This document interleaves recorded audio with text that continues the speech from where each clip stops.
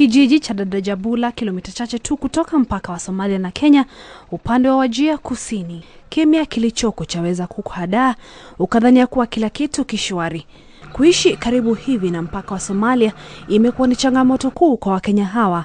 Licha ya kuwa upande wa Kenya wanaishi na athari za vita zilizoko Somalia na haswa hofu ya mashambulizi kutoka kundi la kigaidi la Al-Shabaab.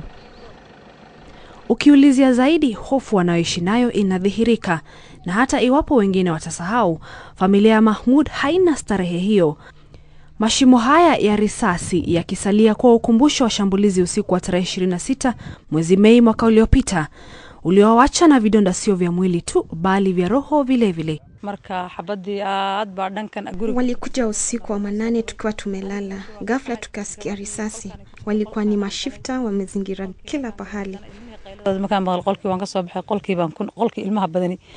Ni milio hiyo ya risasi ndio iliyowaamsha, wazo lake la kwanza likiwa wanawe wa kike waliolala chumba tofauti na yeye. Nilimpata msichana wangu mmoja ameanguka chini. Kumbe risasi ilikuwa imempata, lakini hakujua. Nilipomuuliza kama ameumia, alisema hapana, lakini nilipomguza damu ilikuwa kila pahali. Risasi za mashifta zilikuwa zimempata msichana wake wa kwanza na kuumiza figo lake. Wakati wote huu, mashifta wakiendelea kuwakosesha usingizi wa kazi hapa, wakilazimika kusubiri hadi asubuhi ili kumpeleka hospitali. Lakini hata hospitali yenyewe ilikuwa zaidi ya kilomita 100 kutoka hapa.